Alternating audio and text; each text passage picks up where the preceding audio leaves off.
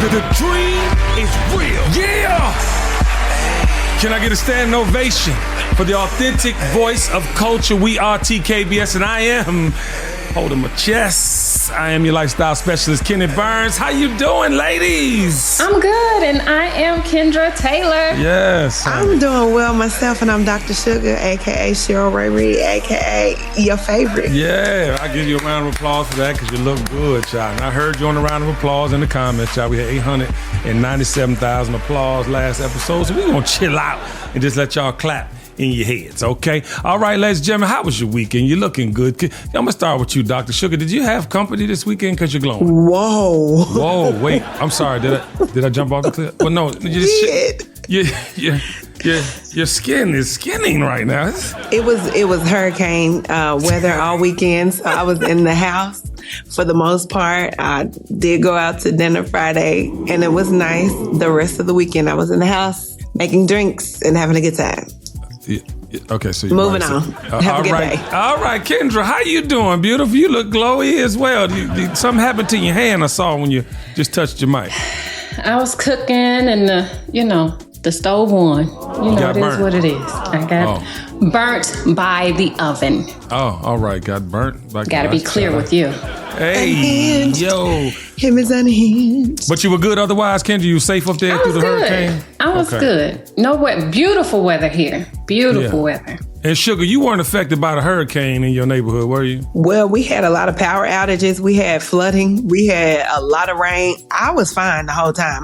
My power flickered just a bit. And I did have an emergency plumbing situation. I don't know if it was connected to the hurricane or not, but I ended up getting it fixed. But Friday, whenever the rain really came in, it was like a leak in my bathroom, in my bedroom. So yeah, that's crazy. Because down here in Atlanta, child, it was swimming pools all over the city. I'm talking about these trees down. And God, thank you for not coming over here to Loveland with all that fierceness. So big shout out to everybody who's affected. We love you. We praying for you. Y'all want to know how my weekend was? Go and ask me. Just go. How was your weekend? How was your weekend, Kenny Burns? You know what? I am glad that you asked and care about my life, child. Big shout out to Engrained James is one of my favorite clothiers, humans. He's a dope youngin' out of New Orleans. He has a clothing line that y'all been seeing me rock. I rocked it on stage. That pink everybody was asking me about at the Superdome. It was a Superdome. Caesar Superdome. It wasn't a Super Bowl. It was a Superdome. Anyway, yes, I was rocking it there. And I just love him, man. Energy incredible. So he had to pop up here in Atlanta and went and bought something. He always sending me free stuff. So I said, let me go down here and just support the boy. He's an amazing human. Big shout out to Engrained James. The clothing brand is on fire. All right. Love him in real life. And ladies and gentlemen, I tried to go to the club. You want to know how my club experience was? You went to a club? Yeah, I went to and didn't get paid. Okay? I went to the club and didn't get paid. And child, the way the hookah set up, listen, man, it's the devil. The hookah is the devil. I could not breathe. Now, ladies and gentlemen, I was talking to Ron and Tiffany, but I was not experiencing this level of smoke, even with all the reefers that was being smoked in the blunts in my day. You still ain't have the amount of smoke. I walked in the drums, I was like, wait, is COVID in here? Like, is something greeting me at the door? And child, by the time I sat down, it was the blunts over here. It was the hookahs. Now, mind you, hookah, one per table might not have been that much smoke, but 75 hookahs on the table, they ain't drinking liquor no more. They just smoking the hookah. So I just want to say to y'all that the hookah is going to take y'all up out of here. Especially in them spaces that don't have, I'm dead serious, that don't have no ventilation. Sugar, I felt encapsulated in death is how I felt. Y'all smoke hookah? Every once in a while. I don't smoke anything. Listen, Sugar, Kendra, it's in your contract, the new one that's coming. You cannot smoke hookah no more. It's against the law. Kendra not gonna smoke it no way. No, it's the devil. But I listen, when I was at the Aman Yara, y'all remember when me and Jessica went on a little mini vacay? Mm-hmm. The Aman Yara by Aman, right? And they had the air purifiers to keep the air clean. It was called Molecule. And on this particular device, you could push the button and see if it's good air quality or not. And every time I push it, you know what I'm saying, say good or excellent. You know what I'm saying? It gotta be good or excellent. But then the shit be red and you be like, oh no, what the fuck is in my house? But you need these, y'all. So I'm not encouraging you to get the Molecule, but they have many different ones. The Molecule is one I have. We bought 10 of them. They in every room. And actually, Tiff, we bought one for here too, so I got to put in the studio. But we literally are concerned about the air, child, because you don't be knowing. And then I had Armando over here the other day clean the vents. Child, it was, and I be having the service every whatever you supposed to clean.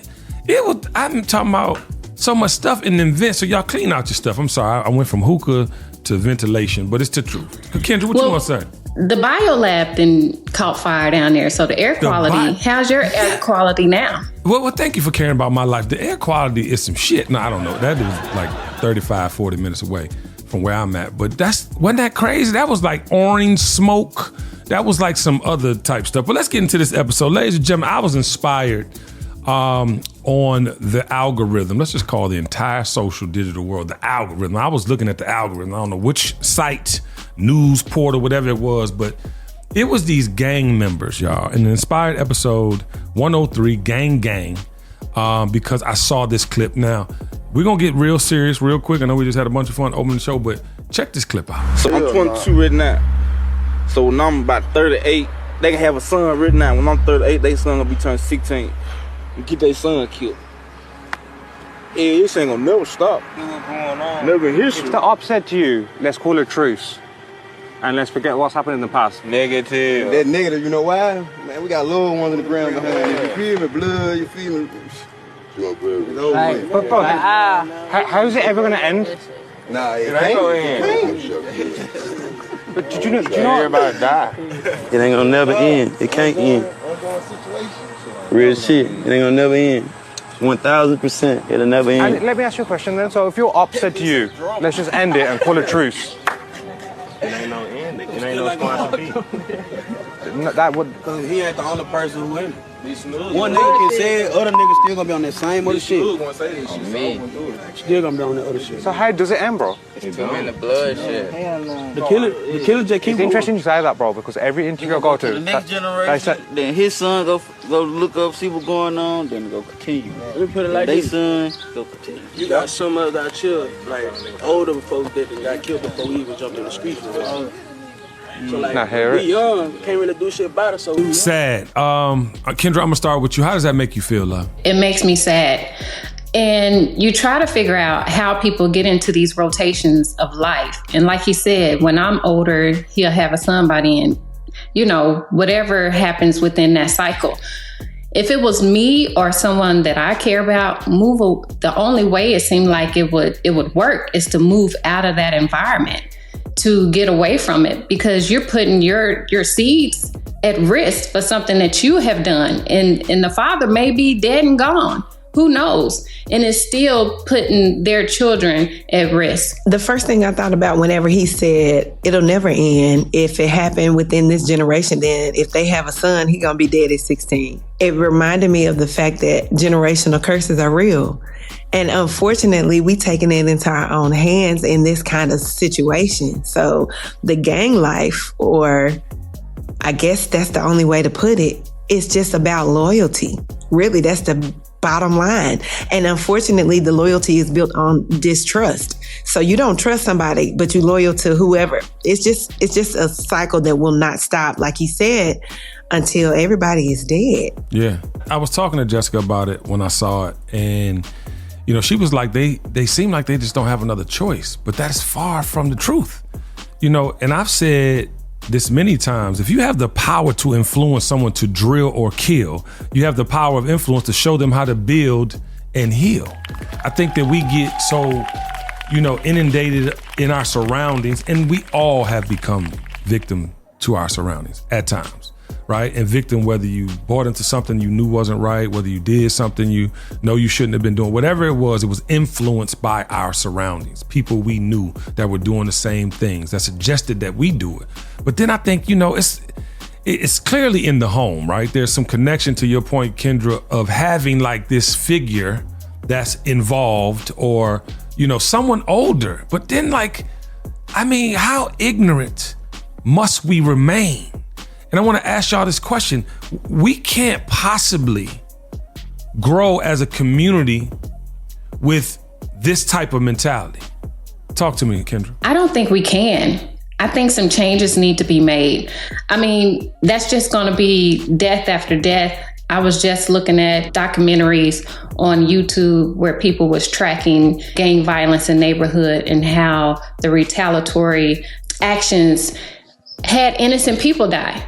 Like shooting up neighborhoods. Yeah, shooting up neighborhoods where a 57-year-old man was shot and killed and had nothing to do with what was going on. So then you have innocent victims and their families suffering over some kind of mischief behavior between gang violence. And it really didn't even mean anything. Like, it was just like my dick bigger than yours type of behavior, so to speak. Absolutely. And I think that the problem with that is that, you know, back in the day, you know, gangs were started in the form of brotherhood, right? Not having any resources outside of what you knew to be your neighborhood, and, you know, having these mentors, you know what I'm saying, that, you know, when people didn't have fathers in the home or whatever the case may be. And then, of course, when you have power over somebody, what do we do as black folk? We always do it. We got power over somebody. We want to implement that power. We want to show them that they gonna do what I say or else, or use the weaker minded ones to go carry out and do things that we not real enough to go do ourselves, or we know that they gonna do it so we can keep from the trouble or the despair that comes from the action. I get so upset because I don't want to lock everybody up. Like, the answer can't be locking everybody up. But what else are we gonna do? Like you just said earlier, that it seems like they don't feel like they have another choice. It's really, at this point, it's like we need to reprogram our brains to help other people understand that this is not your only option. Right. This is not your only choice. Just because you were born into it doesn't mean you have to do it. Just because that was your environment doesn't mean that you have to exhibit that as who you are. You're in it, but not of it. So, like, I mean, my mom was born and raised in the projects. She said, I'm not a product of my environment. I'm a product of what I'm supposed to do. So even though you lived in government housing growing up, that doesn't mean that dictates who you are as a person. So we've got to, I don't know what or how to get it through to them that this isn't the only thing. Like, I'm trying right now as an educator to try to get these kids to understand, when you're in the school, this is a professional setting. So we don't walk down the hallways eating. We don't walk down the hallways yelling. If you want to talk to somebody, go up to them. We got to have some level of professionalism. And I do understand that you feel like you're in 7th grade and it's just school. But if you start having different behaviors now, maybe you'll have them later. Yeah. And I can't understand the lack of concern for humanity, right? These babies are going in these courtrooms acting like life sentences don't matter. Did you not just see the young Dolph? You know, murderers get basically their sentencing. I mean, they're literally worried about the co-defendant and what they're saying versus the time they about to do for committing a murder. 1st degree murder, not 2nd degree, not 3rd degree, not manslaughter. They about to go to jail for life, and they worried about such and such didn't protect me, so I'm gonna go and tell the truth, and I'm gonna go and say, you know, da-da-da-da-da. And for me, the guy, Justin Johnson, he literally got sentenced, and I'm gonna read y'all this quote. He literally got sentenced and said, these niggas taking criminal responsibility, I'm taking street responsibility. Regardless, I'm forever the biggest. They can throw away the keys before I ever eat the cheese. God damn. And for me, you're never coming home. And they had this man, I was watching the YouTube law and crime trials on YouTube. I was watching YouTube just to kind of look at Kendra like, I watch it every day. You ain't been watching the YSL? I seen the YSL trial, the Menendez brothers. I done seen all the things. But my thing is, like, I'm tripping. Like, they showed him with his daughter. When they went to go find all the things, so these people got the drop on you, ladies and gentlemen. All you people out there thinking about crime, there's way too much surveillance in the world for you to get away with anything, let alone gonna go murder somebody. And they had this man with his daughter. His daughter's hugging on his leg, going through he picking his daughter up, kissing her on the face. I'm like, you could be a killer and a daddy at the same. I mean, where's the remorse? Where's the feeling? Even the other guy, he said he only had gotten $800 and just left his daughter birthday party because he wanted to go get some. I'm like, what in the non-humane mindset is going on? You got to be a stupid motherfucker. Dr. Sugar. Again, it's just like dog eat dog out here. It's a dog-eat-dog world. And when he said, I'm the biggest, baby, Yes. biggest what? Biggest what? Biggest what? You big cold-blooded dummy. Right. It's just crazy because people think that street code is code. And unfortunately, we are living in a society where that's what they think is the highlight of their life. Like, I did this, so everybody respects me. Not, I'm successful, I'm giving back to my community, I'm making sure that my kids and the kids that are connected to my kids are good. They ain't looking at it like that. No. Now, they might also, it's strange, like you said, you could be a killer and you could be such a good daddy. They are also probably giving back to the people in the hood. In the craziest sense of the words. They're making sure everybody around them is okay, but if somebody cross them, they dead. Like, I don't know. But that's what you're saying, though. And that's what I'm saying, Sugar. You talking about street code. Street code back in the day was to protect your household, to protect your neighborhood, to honor this community in which you lived. What is going on in our communities? These boys are killers, emotionless killers. And I gotta attribute it, and I'm coming to you, Kendra, I have to attribute it to the music and what they seeing. They listening every day about drill, kill, op, drugs, recycling it over and over and over again. So you become numb. I'm looking at this baby face. He could be my son. I'm looking at this baby's face in the courtroom, emotionless. And it bothers me because street code is out the window. There's no code of ethics. There's no rules. In hustling, everybody's a rat. And he talking about he not ratting, by the way, and didn't realize he was telling, you know what I'm talking about? And so my thing is like, who are these motherfuckers? I'm confused. Actually, the shooting that I referenced earlier with the 57-year-old man was connected to all that drama that you just described. Yes, because they were shooting up one of the neighborhoods. But what I got from his statement was because the guy that he did the killing with testified against him. So he was basically saying, I'm not talking about anything. I'm just going to take my time and lay down versus you up here screaming like a rat. I'm not eating no cheese. That's what I got from it. I mean, but clearly. it's still, how does that help? He won't ever get a bars for that fucking bullshit. No. And then you going to jail for killing young Dolph in Memphis. Use a dummy. You're so dumb. So it's just crazy that you leaving your innocent child fatherless, unprotected, because you're gone. You can't protect them. And then you're being loyal to people that didn't even freaking pay you. Like, how crazy is that to give up your whole life? And the other guy who testified against him, he's the one who left his daughter's party to go and do this crime. Yes. And it's just, it makes no sense that they don't think of the consequences, because I believe they're desensitized to everything regarding the rap music and regarding the street code that they have today, which is whack, and the movies that they see. It's like they emulating something that you could change that. Because what's really gangster is to grow old with your family and to raise them up about and have morals about something other than what's in the streets. Yeah, and we constantly are blowing up our own situations. We're constantly being destructive to our own legacies. Even in this case, they naming Yo Gotti's brother. And then they have paper trail of a payment. Ladies and gentlemen, what do you think gonna happen to you? You keep living this street life. Ladies and gentlemen, look at Rollo.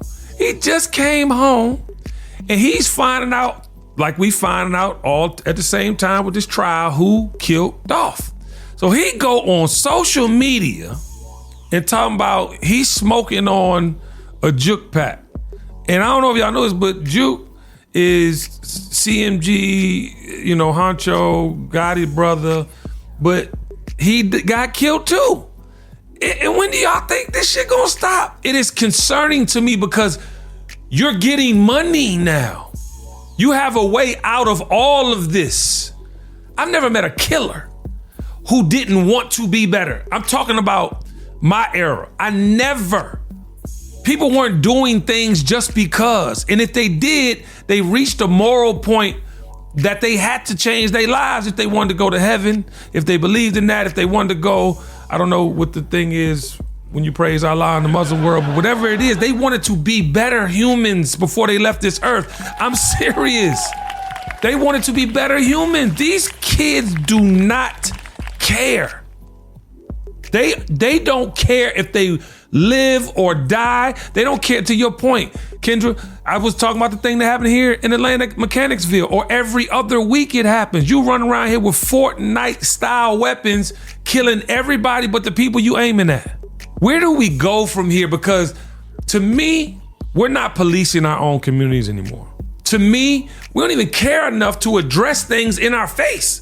Back in the day, you couldn't do nothing as a little black boy or girl and not be checked by a grown-up if you were going left and your parents or someone responsible wasn't around. It just would not happen. But we scared? You're scared to talk, and I want you to speak on this, Sugar, because you work in the public school system.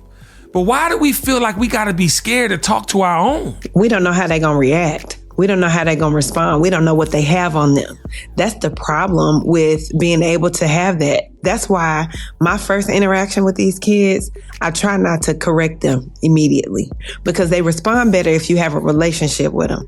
But when I'm out in public and I see people turning up and acting up crazy, and I'm like, this is a teachable moment. I want to say something, but they might flip out.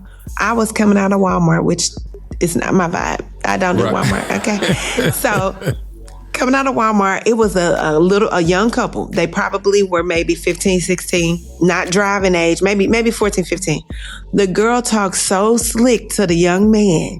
And I was like, what the fuck? I said, you don't have to talk to him like that. Oh, you said it? She was like, absolutely. Yeah. She looked at me, spoke Spanish, and then spoke English. And she said, mind your business. Because you need to step off with your stupid ass self. I said, oh, understood. I said, you don't have to take that young man. Somebody else will talk better to you. Have a good day. But hold on, just that little bit though could change the entire way they think. But it's scary because you just don't know how they're gonna act or react. Because I didn't expect her to do that. I know, but she could have turned all the way up. No, but Sugar, think about what I'm saying. What's the alternative, ladies and gentlemen? What's the alternative if we keep not saying nothing?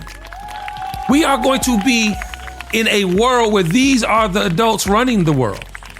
How you gonna feel about somebody that don't have no couth, you know what I'm saying, running your district, your state, the president of the United States? Because to be honest with you, I'm terrified. If J.D. Vance is the measure of what a 30-something, almost 40-year-old is in the world, I'm just saying on his side of the fence, political party included, all the things, like that's scary to me.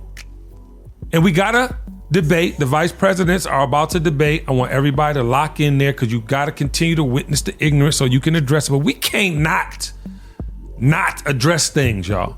In your immediate circle, you have to say something. It is your duty as a responsible adult. It is your duty as somebody that wants to see a better community. It's no way I can see a man beating on a woman and not interfere. It's just no way. It's no way I can see something about to happen with some youngins.